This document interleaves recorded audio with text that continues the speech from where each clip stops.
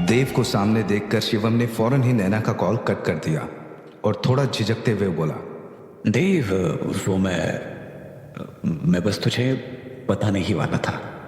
शिवम अपनी बात पूरी करता उससे पहले ही देव कमरे के अंदर आया और उसने शिवम के कंधे पर हाथ रखते हुए धीरे से कहा, आपको कुछ कहने की जरूरत नहीं है, मैंने सुन लिया है सब। तो तुम मुझसे नाराज तो नहीं है ना? शिवम ने झट से पूछा, मैं और आपसे नाराज? ये होना तो पॉसिबल नहीं है ना भाई। लेकिन क्या? आप पहले बैठ जाइए, देव ने मुरझाई सी आवाज में कहा। देव का चेहरा देखकर शिवम समझ गया था कि कुछ तो बात है। वहीं दूसरी तरफ अपनी बंद पड़ी कार के पास नैना गुस्से में खड़ी थी क्योंकि शिवम ने बिना कुछ कहे उसका फोन काट दिया था। जरा देर के लिए उसने इंतजार भी किया था कि शिवम फिर से कॉल करेगा, लेकिन ऐसा नहीं हुआ। नैना ने अपना फोन वापस पर्स में डाल दिया और गुस्से में खुद से बोली, मैं ही पागल हूँ जो इतनी प्लानिंग करके शिवम के करीब आई, लेकिन मिला क्या? उस बेवकूफ ने तो अब तक देव को मेरे बारे में कुछ बताया ही नहीं। पता नहीं मुझे अचानक से सामने देखकर देव कैसे रिएक्ट करेगा। वो मुझसे कहीं नाराज ना हो जाए बस। एक ही सांस में इतना सब कहकर नैना ने रोड की तरफ देखा। उसे कुछ अजीब सा लगा। अभी तक जो रोड चल रही थी वो पूरी तरह से खाली थी और अब एकदम से अंधेरा भी हो गया था। ये एकदम से अंधेरा कैसे हो गया? नैना ने हैरानी से कहा कि तभी एक अनजानी आवाज उसके कानों में पड़ी, नफरत, वो नफरत करता है तुझसे।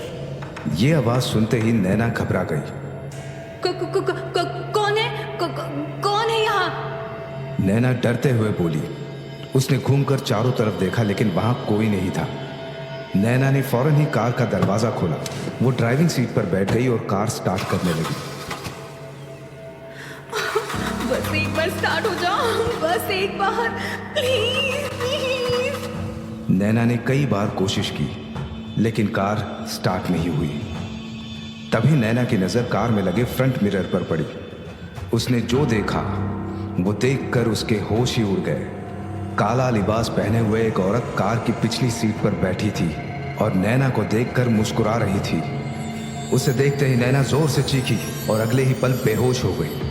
उधर रिसोर्ट में शिवम बेड पर बैठा हुआ इंतजार कर रहा था कि देव कुछ बोलेगा, लेकिन देव था कि कमरे में बस यहां से वहां चल रहा था। कुछ था जो देव अपने बड़े भाई से कह देना चाहता था लेकिन कहने की हिम्मत नहीं जुटा पा रहा था। क्या बात है देव, इतना क्या सोच रहा है? देख, इतना पेशेंस नहीं मुझ में। तुझे जो कहना है जल्दी से कह दे, मुझे जाना है। फिर नैना की कार खराब हो गई है, वो पता नहीं अकेले कैसे मैनेज कर रही होगी। शिवम की जबान से नैना का नाम सुनते ही देव रुक गया और शिवम की आंखों में आंखें डालकर वो पूरे यकीन से बोला, मुझे आपको कुछ बताना है नैना के बारे में। नैना के बारे में? ये कहते हुए शिवम बेड से उठ गया और देव के पास आकर आगे बोला, क्या बात करनी है तुझे? भाई वो आपके लिए सही नहीं है। देव ने थोड़ा झिझकते हुए कहा। वो अपने भाई को अच्छे से जानता है। देव को पता था कि नैना के खिलाफ एक भी शब्द सुनते ही शिवम को गुस्सा आ जाएगा और हुआ भी कुछ ऐसा ही। शिवम ने अपने दोनों हाथों से देव का कॉलर पकड़ लिया और गुस्से में चीखते हुए बोला, वो सही नहीं है, मतलब वो एक गलत लड़की है। तो आखिर कहना क्या चाहता है? क्या मैं इतना पागल दिखता हूं तुझे कि मैं अपने लिए गलत लड़की को पसंद करूंगा? मेरा वो मतलब नहीं था भाई। तो क्या मतलब था तेरा? शिवम तेज आवाज में ही बोला, भाई आप पहले शांत हो जाइए और ये कॉलर छोड़िए मेरा। शिवम की आंखों में देखते हुए इस बार देव जरा सीरियस लहजे में बोला। शिवम ने देव का कॉलर छोड़ दिया और वो वापस से अपने बेड पर आकर बैठ गया।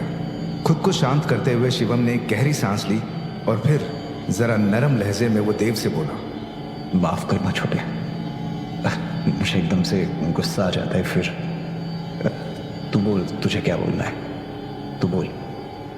ये पहली बार था जब शिवम ने अपने गुस्से के लिए माफी मांगी थी। अपने बड़े भाई में ये बदलाव देखकर देव को अच्छा लगा। वो शिवम के पास आकर बैठ गया और धीरे से बोला, नैना बहुत सेल्फिश है भाई।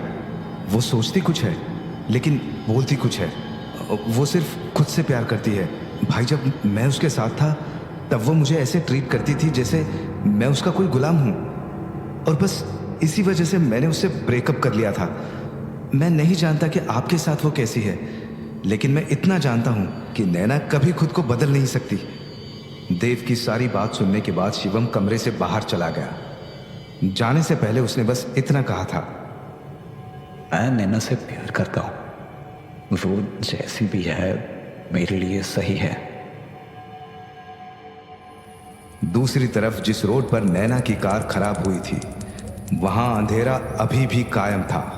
नैना के कार के अलावा रोड पर एक भी गाड़ी नहीं थी। नैना जो अभी तक बेहोश थी, उसे एकदम से होश आ गया। अपनी आंखें खुलते ही नैना ने पिछली सीट को देखा, लेकिन वहां कोई नहीं था। नैना ने राहत की सांस ली, लेकिन अगले ही पल वो डर से कांप उठी। काले लिबास वाली वो औरत नैना के बगल वाली सीट पर बैठी थी। कौन हो? कौन हो तुम? नैना ने घबराते हुए कहा। नैना की आंखों में डर देखकर वो औरत मुस्कुराते हुए बोली,